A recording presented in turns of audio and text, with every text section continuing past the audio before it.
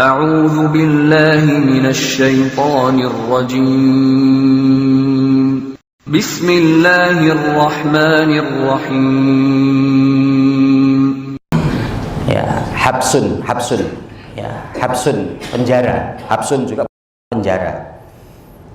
Ya, idza habisa wa mana'a. Jadi ketika adanya seorang yang mampu untuk memenjarakan dan apa ya, melarang, ya, melarang. Mana'a itu melarang, menahan lah ya, menahan. Ya, karena nanti biasanya ada tulisan mamnu duhul, mamnu dari kata mana'a. Jadi mamnu duhul itu dilarang masuk, ya. Jadi kalau biasanya kalau di ma'had itu mamnu duhul siwal muwaddof, dilarang masuk kecuali pengurus, ya, petugas, ya. Kalau mungkin diumumkan ada, nah itu mamnu ya, dilarang, ya. Jadi dilarang masuk, ya. Nah, jadi itu ya dari sisi bahasa artinya begitu ya. Jika adanya seseorang yang mampu untuk menahan dirinya, memenjarakan jiwanya, ya, itu sabar, ya. Wa sabru habsun nafsi anil jaz'i, ya. Dan sabar itu adalah ketika seseorang menahan jiwanya, memenjarakan jiwanya, mengurung jiwanya anil jaz'i, ya, dari berkeluh kesah, ya, jaza, ya. Wa habsul lisan anit tasyakki wat tasahhud, ya. Dan sabar juga termasuk dari pengertian sabar adalah ketika seorang itu bisa menahan lisannya, mengontrol lisannya, menguasai lisannya, anit tasyakki wat tasahhud, ya, dari berkeluh kesah dan murka, menggerutu, ya. Nah, berarti kan dari sini pun kita sudah mendapati gambaran, ya, yaitu sabar amalan hati, gitu kan. Tapi ya ketika seorang itu tidak sabar akan tertampilkan dengan, ya, fisiknya, baik lisan yang kemudian akhirnya mengeluh, lisan yang suka mengadu hal-hal yang buruk, ya, kemudian suka murka, ya. Nah, itu wal jawarih, ya, anlat mil hudud, ya, wasyadil juyub, ya, wahnah wahima, ya. Dan di mana anggota badannya itu bisa untuk menahan, dengan anggota badannya orang sabar itu anggota badannya bisa menjaga dirinya dari apa? Dari menampar-nampar pipi, merobek baju dan yang sejenisnya. Dzakarahu Ibnu Al-Qayyim rahimahullahu taala. Inilah definisi yang disebutkan oleh Imam Ibnu Qayyim. Ya, jadi sabar dari menahan diri, memenjarakan jiwa, memenjarakan diri, dan adapun secara syar'i adalah sabar, ya, jika seorang itu bisa menahan dirinya berkeluh kesah, ya. Dan di sini kemudian juga, ya, ketika terlihat kondisi seorang itu bisa sabar, yang dilihat dari lisannya adalah ketika dia mendapatkan satu ujian, musibah, maka tidak mengeluh dan tidak menggerutu, tidak murka, tidak marah-marah, artinya begitu. Dan tampilan dari sisi jawarih, anggota badan seorang tersebut, orang yang sabar, dia dapat menahan jiwanya, menahan dirinya untuk, ya, tidak tertampilkan dengan badannya, yaitu apa? Memukul-mukul, merobek-robek baju, itu ya. Nah, itu sabar, ya. Itu dari pengertian sabar. At-ta'rif, ya, mina sobri, ya. Nanti kalau ringkasnya itu ya habsun nafsi, ya. Ringkasnya sabar itu adalah ketika kita mampu menahan jiwa kita, mampu mengendalikan jiwa kita, mampu mengurung jiwa kita, ya. Yang kaitan adalah untuk mengarahkan dalam kebaikan dan untuk mencegah dari kemungkaran, itu sabar, ya. Tapi pengertian secara luasnya tadi seperti hal ini yang disampaikan oleh Imam Ibnu Qayyim al-Jauziyah. Nah, poin kedua, nanti kita akan menyebutkan dalil-dalil. Di dalil pertama di sini, ya, dalil pertama dalil untuk menunjukkan terkait dengan poin, ya, yang nanti akan kita sebutkan di sini. Wujubu sabri, as-sabru minal iman, wa haramul jaza' wa tasahud, wal jaza' wa tasahud yanqusut tauhid. Nah, inilah yang sehingga kemudian pengarang nanti memasukkan kenapa kok, ya, as-sabru al-aqdarillah, sabar akan takdir Allah itu bagian daripada tauhid. Karena jika seseorang terjerumus kepada lawan daripada tidak sabar atas takdir Allah, maka menunjukkan bahwa kurangnya tauhid, ya. Yang seyogianya dia untuk bersabar atas takdir Allah dengan sebenar-benarnya. Ketika terjadi tidak sabar, ya, berarti apa? Bermasalah terkait dengan takdir Allah. Nah, takdir Allah bagian dari iman, kan gitu kan? Rukun iman yang keenam adalah, ya, al-imanu, ya, bil qadri, iman terkait dengan takdir Allah, ya. Maka ini yang kedua, wujubus sabri,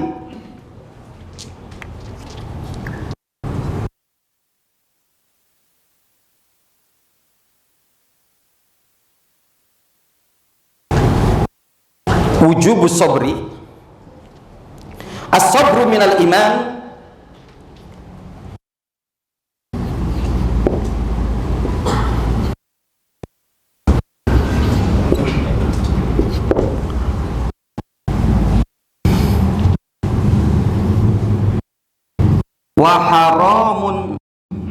wa haramul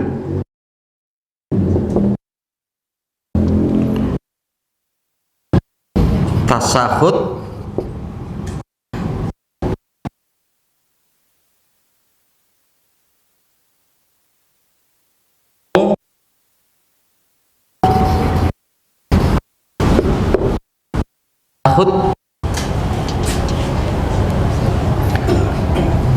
yang kusu at-tauhid. Nah, ya, ini yang kedua, poin kedua. Kesimpulan dari ayat dan hadis yang nanti akan kita kaji, ya, untuk di poin yang kedua ini adalah menjelaskan tentang wajibnya sabar. Wujubus sabri, as-sabru minal iman, karena sabar itu bagian daripada iman. Wa haramul jaz'i wa tasahhuti, dan haramnya bagi kita, larangan bagi kita, ya, untuk berkeluh kesah, tidak boleh mengeluh, berkeluh kesah, jaza, wa tasahhud, murka, marah-marah, ya. Wal jaza wa tasahhud, di mana apa? Mengeluh, kemudian murka, marah-marah, ya, merasa tidak terima dengan apa yang ditetapkan oleh Allah. Yanqusut tauhid, yanqusu at-tauhid, itu dapat mengurangi tauhid, dapat mengurangi kamalu tauhid, kesempurnaan tauhid, ya. Karena dimana bahwa takdir Allah atau iman kepada takdir Allah itu adalah bagian dari iman, bahkan masuk dalam rukun iman. Ya. Dan itu hal yang tidak boleh kita remehkan. Yang kadang kita untuk persoalan ini yang masuk dalam di kehidupan keseharian kita, ya, yang kadang tanpa kita sadari mungkin sedang hilangnya ilmu kita, sedang mendominasinya kekecewaan kita, sedang mendominasinya kesedihan kita, yang itu kadang akan mungkin muncul jaza, akan muncul tasahud, gitu kan, ya, yang padahal ini terkait dengan takdir Allah yang tidak boleh kita mengabaikan dan tidak boleh kita meremehkan tentang persoalan ini. Karena nanti kita mendapati hadis Nabi dalam riwayat Imam Ahmad, ya, bahwa Rasul mengatakan, walladzi nafsi Muhammadin biyadi lau anfaqa ahadukum mislu uhudin dahaban maqubila minhu hatta tu'mina bil qadar. Ya, jadi Rasul mengatakan, demi jiwaku yang ada di tangan Allah, kalaulah salah seorang di antara kalian itu berinfak emas sebesar gunung Uhud, itu tidak akan diterima oleh Allah Subhanahu wa taala hatta tu'mina bil qadar, sampai kalian beriman terhadap takdir. Jadi efek buruk dengan ketika kita tidak beriman terhadap takdir Allah itu apa? Menjadikan amal kita sia-sia, amal kita tidak akan diterima oleh Allah. Ya, meskipun kita berinfak emas sebesar gunung Uhud, gitu kan. Ma tuqbila minhu hatta tu'mina bil qadar. Tidak akan diterima dari kalian, dari sedekah kalian itu meskipun sebesar gunung Uhud, sampai kalian beriman terkait dengan, ya, takdir Allah Subhanahu wa taala. Nah, kita mulai kaji di sini, masuk kepada dalil-dalil. Dzakarallahu qala al-Imam Ahmad, dzakarallahu ta'ala as-sabru fi tis'ina mawdi'an fi kitabihi. Masyaallah, ya, Imam Ahmad bin Hanbal mengatakan, sungguh Allah telah menyebutkan tentang sabar di dalam Al-Quran itu sampai 90 tempat dalam Al-Quran. Nah, artinya untuk menunjukkan apa? Sabar itu hal yang penting, diulang-ulang oleh Allah Subhanahu wa taala dalam Al-Quran sampai ada pada 90 lafaz tentang sabar dalam Al-Quran. Ini perkataan Imam Ahmad bin Hanbal. Wa fil hadis as-sahih as-sabru diya'un rahu Ahmad wa Muslim wal Bukhari wa Muslim marfu'an. Ya. Di dalam hadis sahih Rasul SAW bersabda, ya, dalam riwayat Imam Ahmad, Muslim, ya, wal Bukhari wa Muslim marfu'an, dalam riwayat Imam Bukhari dan Muslim secara marfu'. Jadi hadis ini adalah hadis sampai kepada Nabi SAW. Ya, bukan hanya sekedar mauquf. Ya. Mauquf itu kan hadis hanya sampai pada sahabat, tidak sampai kepada Nabi. Ya. Tapi kalau marfu itu sampai kepada Nabi. Di mana Rasul mengatakan as-sabru diya'un. Ya. Sabar itu seperti cahaya. Ya, as-sabru diya'un. Ya. Jadi sabar itu seperti cahaya, seperti sinar, ya. Nanti diantaranya, ya, untuk menunjukkan sinar atau cahaya itu satu yang panas, ya. Jadi jangan kita berbicara tentang api yang menyinari, ya, atau matahari yang menyinari, lampu saja, gitu kan. Cobalah kalau mungkin berapa 1-2 jam kita pegang, panas, yang dia mengeluarkan cahaya, yang artinya apa? Sabar itu panas, gitu ya. Artinya sabar itu berat, gitu ya. Sabar itu berat, ya. Yang berarti kan seolah-olah ketika kita pegang, ya, berat, panas, mungkin akan semakin panas. Tapi ketika kita lepaskan, ya lepas. Jadi kita melepaskan sabar, kan gitu. Ya, jadi nanti pelajarannya di atasnya. Kok Rasul mengatakan as-sabru diya'un. Ya, as-sabru diya'un. Karena memang begitu. Ya, menyinari, notabene yang menyinari itu sifatnya panas. Ya, maka sabar itu adalah sesuatu yang panas. Sabar itu adalah sesuatu yang berat. Artinya seperti itu. Ya.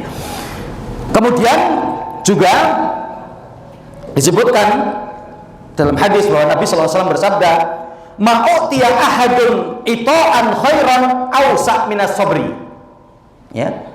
Wa ma'utiya ahadun ita'an, tidak ada seorang hamba pun yang diberi pemberian ya, yang sangat istimewa, yang sangat lapang, yang sangat luas minas sabri, dari sabar.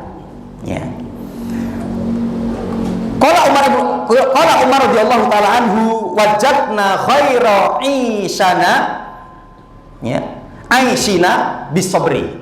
Ya, di mana Umar bin Khattab mengatakan, kami mendapati sebaik-baik kehidupan kami itu adalah ketika seorang bisa bersabar.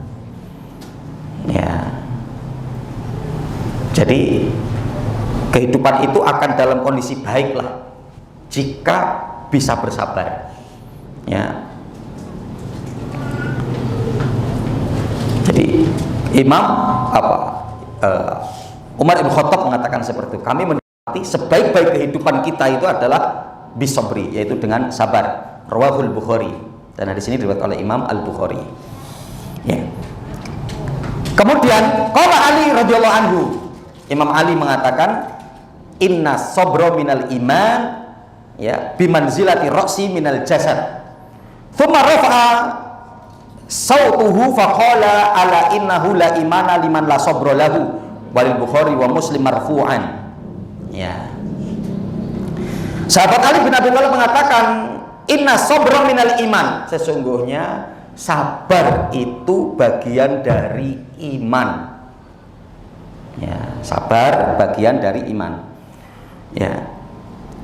Seperti apa posisi kepala bagi jasad? Ya. Kemudian beliau mengangkat suaranya lebih mengeraskan lagi dengan memberi peringatan agar suaranya dikeraskan itu agar apa? Umat mengambil intibah. Ya. Para sahabat yang hadir pada waktu itu untuk mengambil perhatian. Ala innahu la imana liman la sabra lahu. Ketahuilah sesungguhnya tidak ada iman bagi orang yang tidak bisa sabar, seperti jasad ketika tidak memiliki kepala. Ya, jadi kalau jasad tidak punya tangan masih bisa hidup, tidak ada telinga mungkin masih bisa hidup, tidak ada kaki masih bisa hidup. Tapi kalau jasad tidak ada kepala, dapat dipastikan akan mati. Berarti begitu juga dengan apa? Iman. Iman itu akan bisa dipastikan mati jika ya pemiliknya tidak memiliki kesabaran. Ya, ini disampaikan oleh sahabat Ali bin Abi Thalib, sehingga ini diantaranya adalah dalil-dalil yang untuk menunjukkan kewajiban untuk bersabar. Sabar bagian dari iman. Ya. Dan nanti kita akan mendapati hal yang lain ya. Yang di sini pun disebutkan akan pembagian tentang sabar. Ya. Jadi ini awal kita berbicara tentang masalah sabarnya. Ya. Bahwa sabar ya itu terbagi menjadi 3, kan gitu ya. As-sabru ala ma amarallahu bihi, ya, sabar terhadap apa yang Allah perintahkan. As-sabru ala ma naha anhu, sabar dari apa yang dilarang oleh Allah, ya. As-sabru ala ma qadarallahu minal masaib, ya, dimana kemudian yang ketiga adalah sabar terkait dengan takdir Allah yang ditetapkan dari musibah-musibah yang ada. Ya, nah ini pembagian dari sabar. Jadi ada 3 ya. Nah, bagaimana kita apa? Habsun nafsi, kita bisa mengendalikan jiwa kita, mengontrol jiwa kita, memenjarakan jiwa kita, gitu kan? Mengurung jiwa kita agar benar terkait tentang apa yang Allah perintahkan. Maka bagaimana kita untuk jalankan dan kita kerjakan terus menerus, terhadap apa yang Allah larang, maka cegahlah diri kita, jauhkan diri kita dari apa yang dilarang Allah itu. Dan terkait dengan apa yang ditakdirkan oleh Allah dari musibah yang ada, kita untuk yakin bahwa ini adalah ketetapan dari Allah.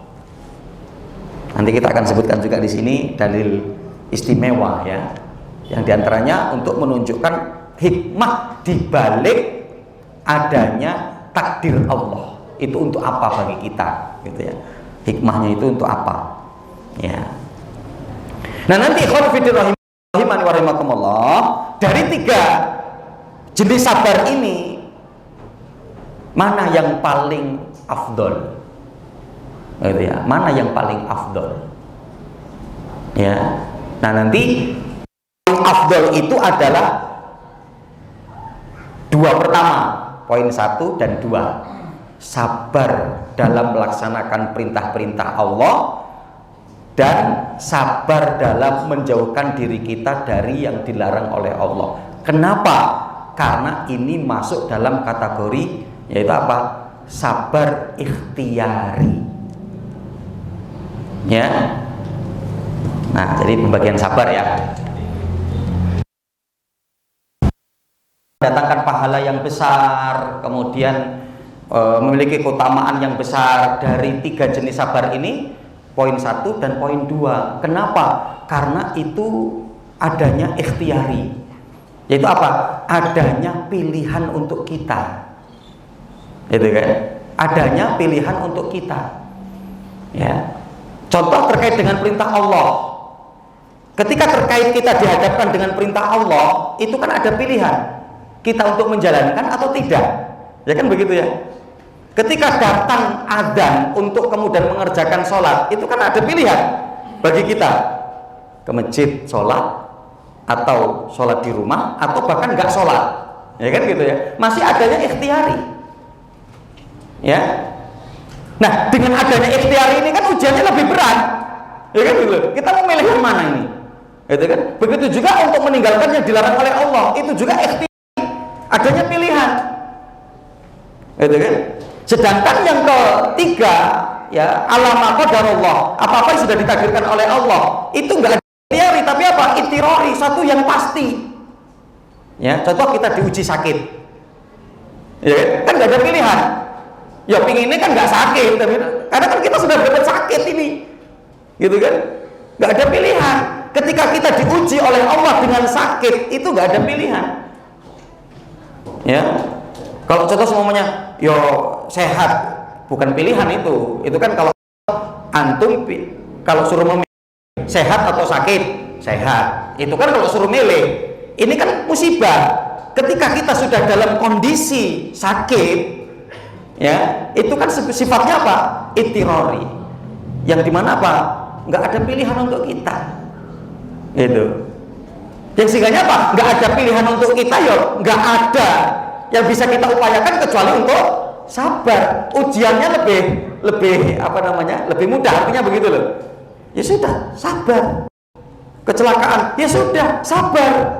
Itu kan, ya pinginnya sih nggak kecelakaan, ya pinginnya sampean. Tapi kan Allah sudah menakdirkan ini sampean kecelakaan masuk rumah sakit. Contoh mungkin begitu kan? Patah tulang yang harus operasi. Nah itu itirori. Sesuatu yang nggak ada pilihan untuk kita. Nah sedangkan untuk poin 1 dan 2 itu masih adanya ujian bagi kita. Apakah kita untuk pada perintah memilih untuk menjalankan perintah atau tidak menjalankan perintah? Diuji kita di situ. Terkait dengan larangan, itu kan, di mana kita untuk meninggalkan atau di mana apa? Kita melakukan, gitu ya. Ya karenanya bobot keutamaan yang pernah didapati oleh Nabi Yusuf alaihissalam itu kan beliau mendapati ujian 2 ya. Yang pertama terkait tentang di mana beliau dimasukkan ke dalam sumur, itu kan ujian ya. Ya, ketika dimasukkan ke dalam sumur itu masuk kepada apa? Itirori, nggak ada pilihan. Saudara-saudara Nabi Yusuf sudah memasukkan ke dalam sumur, itu musibah menimpa Nabi Yusuf, nggak ada pilihan. Itu kan? Tapi ketika dihadapkan dengan wanita apa yang konon namanya Zulaiha, gitu kan, istri raja Mesir pada waktu itu, kan ada ada pilihan kan? Ini apa namanya? Saya layani itu kan, atau saya kabur. Gitu. Akhirnya kan Nabi kabur kan? Itu. Ini uji nih. Ini masih diuji. Untuk meninggalkan yang dilarang oleh Allah itu ujian. Itu. Nah, sehingganya itu masuk dalam kategori ikhtiari. Nah, terus sekarang yang ikhtiari yang afdal dari dua ini, mana yang lebih afdal lagi? Antara menjalankan yang diperintahkan oleh Allah dan meninggalkan yang dilarang. Ini kira-kira seperti apa gitu kan? Lebih afdal mana? Dari tiga hal ini, yang paling afdal adalah ketika menjalankan yang diperintahkan oleh Allah dan meninggalkan apa yang dilarang oleh Allah. Nah, dari dua ini, ya, mana yang lebih afdal? Apakah melaksanakan yang diperintahkan oleh Allah ataukah meninggalkan yang dilarang oleh Allah? Itu ya. Nah, nanti sebagian para ulama atau dikaji di kalangan para ulama berbeda-beda. Ada yang mereka mengatakan bahwa yang paling afdal dari dua itu adalah melaksanakan apa yang diperintahkan oleh Allah. Kenapa? Karena yang diperintahkan oleh Allah itu butuh action, butuh perbuatan maksudnya, gitu ya. Diperintahkan sholat, nggak bisa kalau cuma diem. Tapi untuk meninggalkan yang diperintahkan, cepat diem, selesai, gitu kan? Yang dilarang oleh Allah, dilarang marah-marah, kita diem, rampung, gitu kan? Yang ketika kemudian diajak temannya kemana, gitu kan, bermaksiat kepada Allah, berbuat dosa, diem di rumah, aman, gitu kan? Tapi untuk melakukan yang diperintahkan nggak bisa kita untuk diem, gitu ya. Nah, ada juga nanti yang mengatakan yang lebih utama adalah ya meninggalkan yang dilarang oleh Allah Subhanahu wa taala. Ya, kenapa? Karena yang kita tundukkan itu lebih berat ketika meninggalkan yang dilarang. Apa itu? Hawa nafsu. Wah, ini kan ketika kita untuk meninggalkan yang dilarang, yang kita tundukkan itu apa? Hawa nafsu kita. Gitu kan? Sedangkan yang untuk apa namanya? Untuk yang diperintahkan itu ya apa ya? Mungkin males kan gitu ya. Males kan? Yang ditundukkan itu males, bukan hawa nafsu. Gitu loh. Nah, jadi artinya tetap poin 1, 2 itu adanya keutamaan. Adapun dari dua itu mana yang lebih utama, adanya perselisihan pendapat para ulama dengan alasan masing-masing itu tadi. Wallahu a'lam. Sudah masuk ya? Kayaknya sudah itu belum? Belum. Oh belum ya. Kayaknya sudah ada suara. Nah, itu ya. Nah, ini di sini disebutkan juga terkait dengan pembagian tentang sabar. Ya, pembagian tentang sabar. Ya, adanya sabar terhadap perintah-perintah Allah, sabar kita dalam meninggalkan larangan Allah, sabar terhadap ya takdir yang telah Allah tetapkan dari musibah-musibah yang menimpa. Nah, kemudian ayat, dalil dari ayat dalam firman Allah Subhanahu wa taala dalam surat At-Taghabun ayat yang ke-11, ya, ma asaba min musibatin illa biidznillah wa man yu'min billahi yahdi qalbah. Nah, nanti ini sudah berbicara kaitan bahwa sabar atas takdir Allah itu adalah bagian dari iman. Ya. Ma asaba min musibatin illa biidznillah, tidaklah musibah yang menimpa kepada seorang illa biidznillah, tidak ada lain kecuali itu semua atas izin Allah. Ya. Jadi ayat ini sangat sekali dengan ketika seorang itu mendapatkan musibah itu atas izin Allah, ya. Ai bimasyiatihi wa iradatihi wa hikmatihi. Yang dimaksudkan di sini adalah karena kehendak Allah, keinginan Allah, hikmah Allah, gitu ya. Karena nanti dari perkara yang tidak kita sukai, diantaranya di situ kenapa Allah memberikan itu untuk kita, diantaranya ada hikmah, gitu kan? Ada hikmah. Selain bahwa itu sudah menjadi takdir Allah, tapi dibalik itu adanya hikmah. Yang bisa jadi apa? Kita masih dalam kondisi kelalaian, Allah menimpakan musibah kepada kita sehingga menjadikan kita ingat kepada Allah. Sudah masuk Pak? Ya. Nah, kita adzan lebih dahulu. Wallahu a'lam. Kembali, alhamdulillah wassalatu wassalamu ala Rasulillah wa ala alihi washabihi wa man wala. Di mana kita telah masuk di penjelasan dalil dari ayat Al-Quran yang untuk menunjukkan wajibnya bersabar, ya, bahwa sabar itu bagian dari iman dan haram bagi kita untuk berkeluh kesah, menggerutu, marah, ya, karena berkeluh kesah, marah, menggerutu itu yanqusu at-tauhid, ya, dapat mengurangi daripada tauhid, ya. Maka nanti kita akan lihat penjelasan terkait dengan ayat ini. Tadi ya, surat At-Taghabun di ayat yang ke-11, ya. Ma asaba min musibatin illa biidznillah wa man yu'min billahi yahdi qalbah, ya. Tidaklah musibah yang menimpa kalian, menimpa manusia, illa biidznillah, kecuali merupakan izin Allah, kehendak Allah, ya. Tadi ya, ai bimasyiatihi, ya, wa iradatihi wa hikmatihi, itu adalah dari masyiah Allah, keinginan Allah, dan hikmah dari Allah, ya, hikmah dari Allah, ya. Sebagaimana kata penulis di sini, kama qala fil ayatin ukhra, sebagaimana ketika Allah menyebutkan di ayat yang lain, surat Al-Hadid ayat 22 sampai 23, ya, 22 sampai 23. Nah, nanti di dalam surat Al-Hadid ayat 22 sampai 23 ini yang menyebutkan tentang hikmah di balik takdir. Apa itu disebutkan dalam ayat ini? Ma asaba min musibatin fil ardi wala fi anfusikum illa fi kitabin min qabli an nabra'aha inna dzalika 'ala Allahi yasir. Ini di ayat yang ke-22-nya surat Hadid, ya.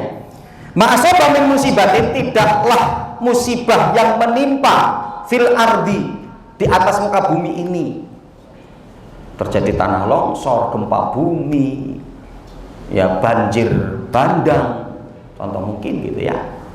Apa yang terjadi di muka bumi ini, gitu, ya, tidak ada lain kecuali itu sudah merupakan ketetapan Allah. Wala fi anfusikum, dan juga tidaklah ketika pada diri kalian, illa fi kitabin, tidak ada lain kecuali itu semua sudah ditetapkan oleh Allah di dalam catatan Allah, di dalam kitabnya Allah, di dalam lauhul mahfud. Lauh itu apa? Papan kecil, namanya lauh, ya, lauh fil alwah fil lauh, ya.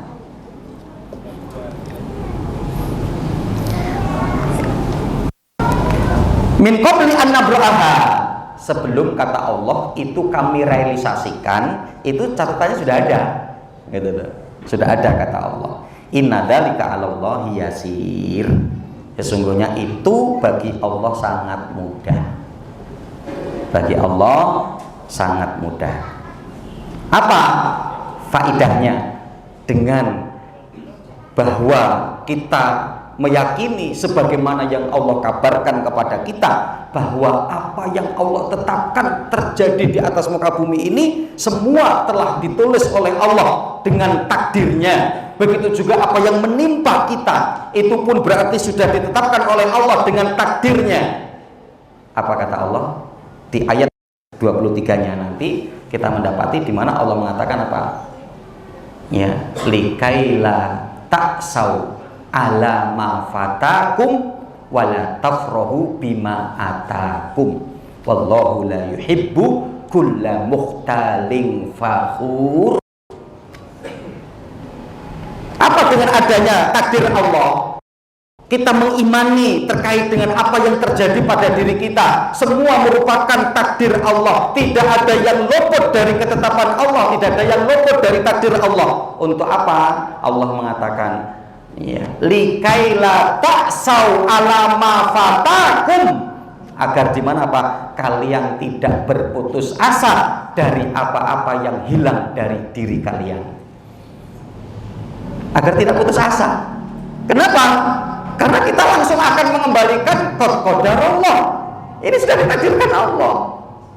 Ya, imma dengan adanya yang hilang dari harta kita, ya, bisa dengan dicuri orang, bisa kemudian juga dengan apa namanya kebakaran mungkin, bisa juga dengan kayak kerampokan, bisa juga mungkin dengan gempa, dengan bencana sehingga harta kita hilang, atau bahkan apa, orang-orang yang ada di sekitar kita yang diambil oleh Allah, ya kan gitu kan, ya, yang dengan itu apa, likaila taksau, agar kalian tidak berputus asa, ala ma fatakum, terhadap apa yang hilang dari diri kalian. Karena apa? Gampang nanti bagi kita, sudah takdir Allah, gitu kan? Gampang kan? Sudah takdir Allah, ya. Bahkan saya Utsaimin kan, seorang dalam menghadapi musibah itu kan ada 4 model. Seorang dalam menghadapi musibah, saya Utsaimin ketika mensyarah kitab Riyadhus Shalihin, maka beliau mengatakan ada 4 model. Yang pertama adalah al-jaza atau as-sakhtu atau tasahud tadi, ya, tasahud. Ada model orang ketika mendapatkan musibah itu, ini yang pertama, ya, marah, kemudian murka, seolah-olah tidak menerima, gitu kan, tidak menerima apa yang kemudian dia dapatkan itu, ya. Nah ini, ya, ini yang pertama, model yang pertama. Yang kedua, as-sabru, orang sabar, ya. Sabar itu masih menginginkan atau adanya dorongan sebetulnya kan untuk tasahud, untuk murka, untuk marah, untuk tidak terima, memungkinkan masih akan terdorong begitu. Tapi kan tadi dia kendalinya kan ketika nafsi, menjaga jiwa kita, ya, pokoknya tempur dalam diri kita, ya kan. Kamu ini sudah cocok kalau mau marah-marah, kamu ini cocok kalau mau murka, kamu cocok kalau mau tidak terima. Contoh mungkin begitu. Tapi kan, ya, astagfirullah, harus sabar, tahan, nah, gitu kan. Yang kedua, ketika seorang mendapatkan musibah, sabar. Ada kemudian yang ketiga adalah, ya, jadi sudah dianggap enteng, gampang, ya, kemudian tidak mempermasalahkan, gitu kan. Ridho itu di atas sabar, ya, ridho di atas sabar. Yang dimana Pak, mulai dari sabar pun sudah berpahala, gitu loh.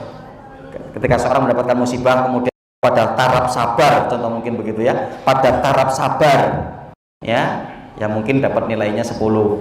Tapi ketika bisa ridho, nilainya 20, kan gitu kan. Ya, jadi ridho itu di atasnya sabar. Kemudian yang keempat, tertingginya adalah syukur, gitu kan. Syukur, bukan syukurin, bukan, syukur, asyukru, ya. Jadi tetap untuk mengucapkan alhamdulillah. Hanya saja ketika mendapatkan musibah ditambah dengan ala kulli halin, itu kan, gitu ya. Meskipun bahasa kita hari ini, ketika kita mungkin ngobrol dengan seseorang, menasihati seseorang, ya bahasa umum yang kita gunakan, ya sabar ya mas, gitu ya. Ojo syukur, ya. Nanti kalau ada yang lain denger kan, sampean iki piye, wong kena musibah kok malah kon syukur, gitu kan. Ya padahal nek jamaah ngaji kan wis ngerti gitu loh. Tapi ikut nggak hadir di kajian ini, kan bisa jadi belum dapat ilmunya kan gitu. Ya, jadi tarapan yang tertingginya itu adalah syukur. Ya, jadi sholat subuh keluar motornya hilang, alhamdulillah. Alhamdulillah ala kulli hal. Syukur. Makanya kita mendapati dulu di karangan para ulama salaf itu kan gitu. Mereka itu ya, saya biar sakit aja terus ya, gitu kan. Saya ridho ya Allah, saya terima sakit terus. Gitu kan. Kenapa? Dia untuk mensyukuri bahwa dia paham di balik itu menggugurkan dosa dia, mengangkat derajat dia, gitu. Gitu kan. Ya. Maka tadi ya bahasa umum kita ya sabar. Sabar yo Kang, iki ujian. Ya, aja syukur yo Kang. Iki ujian, ya. Nanti ada istrinya di sampingnya, sampean kayak gini kok suruh syukur, ya. Motor hilang, tembe anyar, baru beli, ya 25 juta itu ya kredit ngumpul ke suwe-suwe, nah itu tadi kan nanti bisa masuk kepada jaza kata sahut gitu loh. Maka hal ini perlu kita pahami benar gitu loh. Kadang-kadang kan bergejolak hati kita ketika kita di lapangan mendapati kondisi ini yang berat. Makanya tadi asobru tadi kan, sabar itu seperti cahaya ya, yang mengeluarkan cahaya itu notabene panas, nggak gampang gitu ya, nggak gampang ya gitu ya. Nah ini khonfidin rahimani warahmatullah. Jadi begitu ya, untuk agar kita tidak berputus asa dari apa yang hilang dari diri kita. Kemudian juga apa? Wala tafrahu bima atakum. Agar juga apa? Dengan adanya takdir Allah, ketetapan Allah itu untuk apa bagi kita? Agar di mana kita tidak merasa gembira dengan ketercapaian yang bisa kita dapatkan. Makanya di lafaz akhir ayat ini Allah mengingatkan apa? Innallaha la yuhibbu kulla mukhtalin fakhur. Allah nggak seneng dengan orang yang sombong. Betul kan? Oh, saya bisa begini karena belajar saya dulu serius. Ya, makanya saya pinter.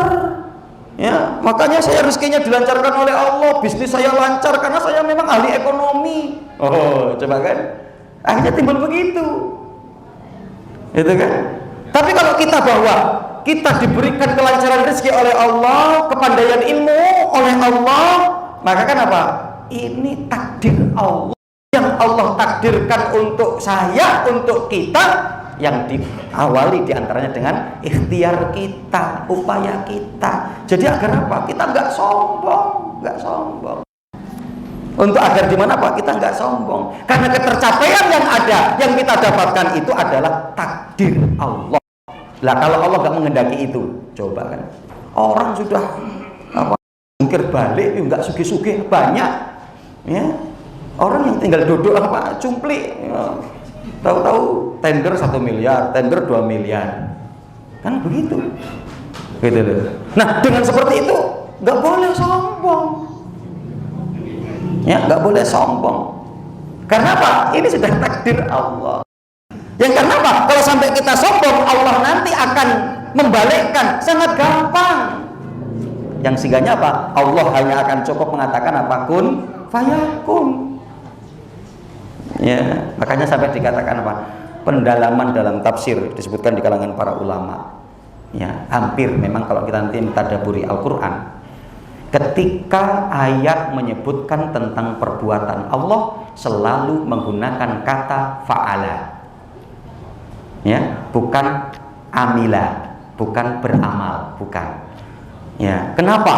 Karena bagi Allah pekerjaan Allah itu nggak butuh perbuatan Allah. Maksudnya nggak perlu adanya usaha. Ya tadi, idza aradallahu syai'an an yaqula lahu kun fayakun. Tapi kalau seorang hamba untuk di mana dia berbuat harus adanya usaha yang dia lakukan. Itu kan? Makanya mayoritas ayat penyandingan iman dan amal soleh itu senantiasa menggunakan apa? Ya illalladzina amanu wa amilu sholihat, menggunakan kata wa amilu. Allah tidak menggunakan kata wa amilu karena Allah tidak butuh usaha. Ya, contoh coba ayat yang menggunakan kata fa'ala, yang itu adalah merupakan perbuatan Allah. Ya, seperti surat Al-Fil. Alam taro kaifa fa'ala rabbuka bi ashabil fil. Tidakkah kalian melihat apa yang Allah perbuat untuk pasukan bergajah? Ya kan, itu pakai kata fa'ala. Tapi ketika kita melihat dalam surat At-Tin, surat Al-Asr, ketika Allah menyebutkan orang yang tidak akan merugi itu siapa? Illalladzina amanu wa amilu sholihat wa tawassaw bil haqq wa tawassaw bis. Di dalam surat At-Tin, agar kita tidak menjadi orang yang hina, summa radadnahu asfala safilin illalladzina amanu wa amilu sholihat. Itu manusia, itu hamba Allah, ya. Amilu, butuh usaha. Ketika dia mau kemudian beramal, butuh usaha. Allah tidak butuh usaha. Makanya ketika kemudian untuk menghancurkan pasukan bergajah gampang bagi Allah, ya kan? Baru pakai apa namanya? tentara Allah burung. Ka'asfim makul, seperti daun-daun yang dimakan ulat. Rampung. Di antaranya apa fungsinya ayat itu juga? Untuk menghibur Rasulullah. Muhammad, kamu nggak perlu takut dan khawatir. Meskipun di hadapanmu Romawi, Persia, Quraisy, nggak usah takut. Lah, gajah gede-gede, dan berarti kan 12 gajah ya. Riwayat yang lain mengatakan sekitar 16 gajah. Ada gajah yang paling gede, itu bosnya, gitu kan, bos gajah, jenengi Mahmud.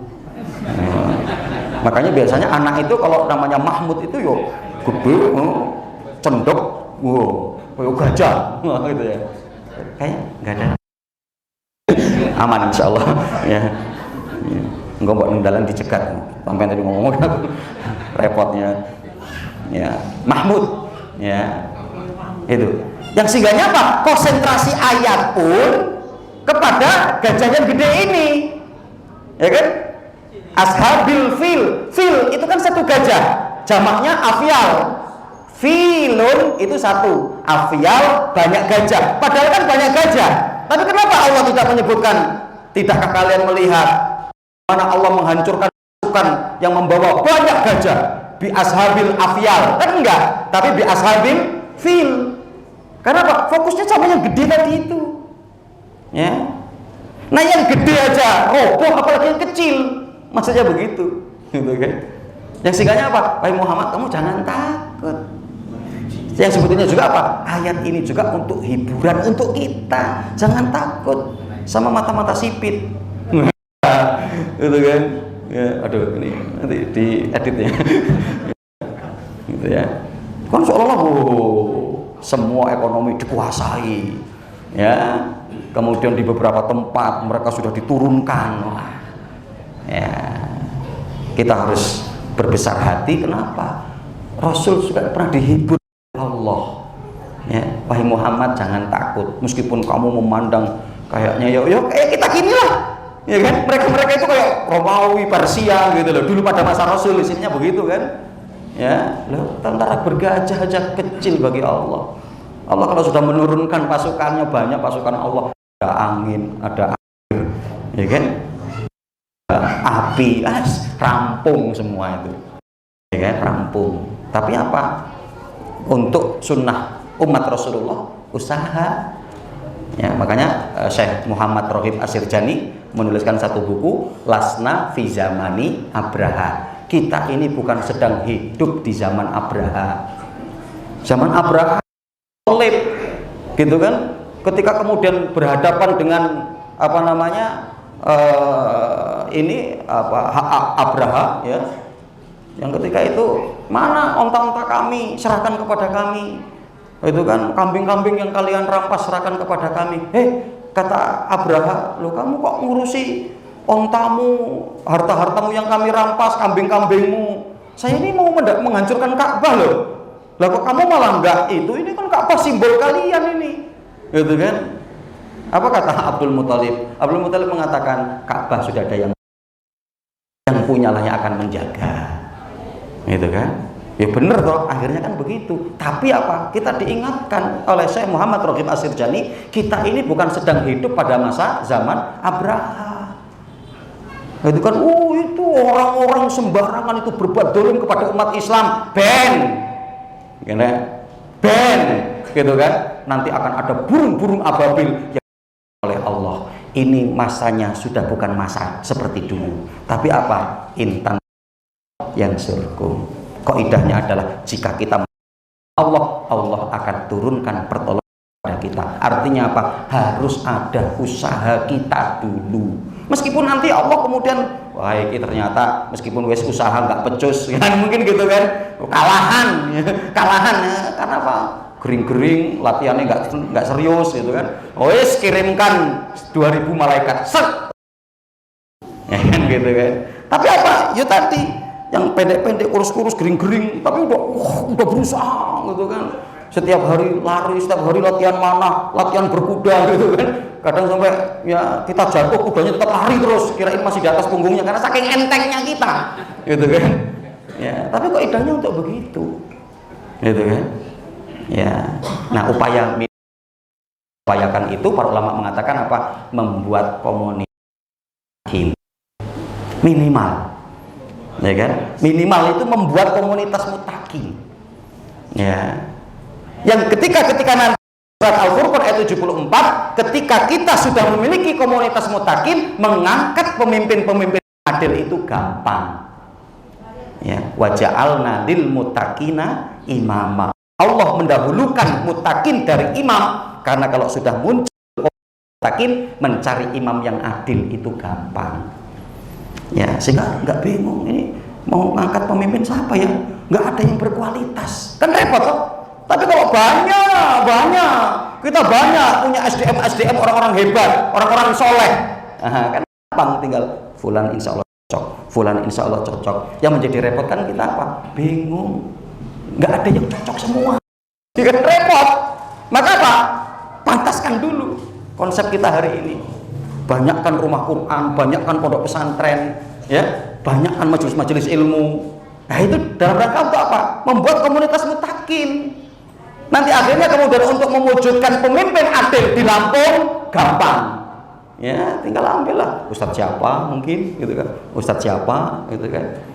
Ya, istilahnya seperti itu kan?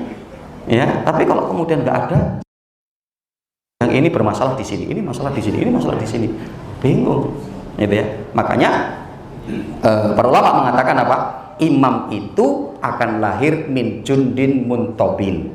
Imam itu akan lahir dari pasukan yang baik. Gitu ya, dari pasukan yang baik. Ya, makanya kadang saya sedikit bisa agak menggambarkan para pimpinan pondok pesantren itu dulunya biasanya mayoritas adalah santri yang jarang melanggar. Santri teladan, gitu ya. Karena apa?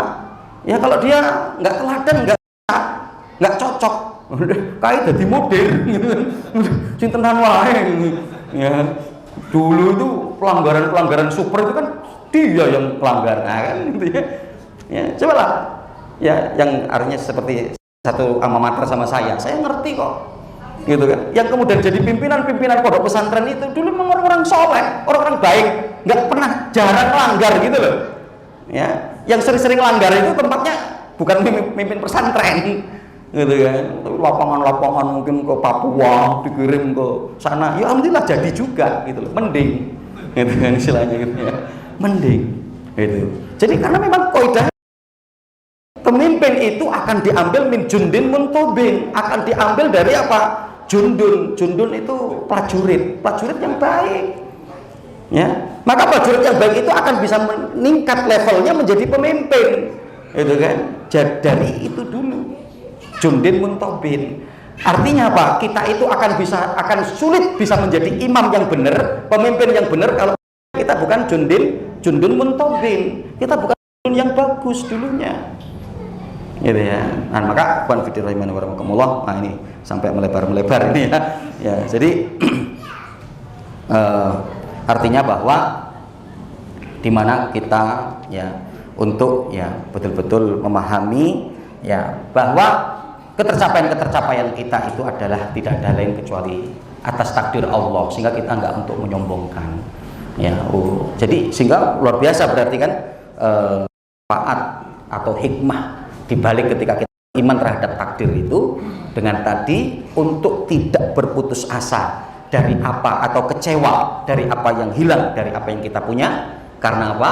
Kita sudah punya rumus qad qadarallah hadza min takdirillah, adalah merupakan takdir Allah, selesai perkaranya, hanya seperti itu. Dan ketika kita adanya prestasi-prestasi tidak menjadikan kita sombong, menjadikan kita bahagia yang berlebih. Apa? Tercapaian kita itu tidak lepas dari ketetapan Allah, takdir yang Allah berikan kepada kita.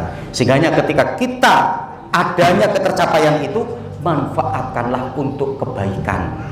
Kan seperti itu kan? Manfaatkanlah untuk amal soleh. Gitu kan? Makanya para pimpinan yang ada, contoh mungkin sekretaris gubernur atau menjadi gubernur, menjadi camat, segera tinggal setahun masa jabatannya bangunkan banyak masjid. Gitu kan? anggarkan dari mana ini? Bisa nggak anggarin rumah Quran? Bangun sebelum dia selesai itu, Bapak targetkan mungkin 20 masjid, 20 rumah Quran. Nah, jadi apa? Ketercapaian yang dia miliki itu untuk untuk kebenaran. Bisa, ini mungkin sementara yang bisa kita kaji ya. Jadi baru di poin yang kedua, dan ini pun belum selesai, hanya saja nanti untuk lebih ke penjelasan tentang ayat tadi ini, gitu ya, dalam surat At-Taghabun di ayat yang ke-11 ini, ya. Ini mungkin masalah ya. Jadi sabar itu menjadi satu hal yang wajib bagi kita, dan sabar itu bagian dari iman. Haramnya kita tidak boleh kita untuk menggerutu, mengeluh, ya, kemudian marah, murka, ya, ketika musibah itu menimpa kita, ya, karena mengeluh, menggerutu itu lawan dari, ya, menerima takdir Allah. Ciri orang yang tidak menerima takdir Allah itu akan al-jaza wa tasahud, ya, akan terjerumus kepada banyak mengeluh, ya, marah, menggerutu, gitu kan, yang segalanya tinggal. Ya, ketika kita menggerutu itu dapat mengurangi dari kualitas tauhid kita. Kenapa? Karena iman terhadap takdir itu adalah bagian penting dalam iman, bahkan dimasukkan oleh Rasulullah, ya, ketika ditanya oleh malaikat Jibril tentang iman, Rasul memasukkan diantaranya adalah iman kepada, ya, qada dan qadar Allah, baik yang baik maupun yang buruk. Wallahu taala alam. Aqulu qouli hadza astaghfirullahi wa lakum wa lisairil muslimina fi kulli jambin wal aqtar. Subhanakallahumma wa bihamdika asyhadu an la ilaha illa anta astaghfiruka wa atubu ilaik. Kurang lebihnya mohon maaf, kepada Allah saya mohon ampun. Wabillahi taufiq wal hidayah. Wassalamualaikum warahmatullahi wabarakatuh.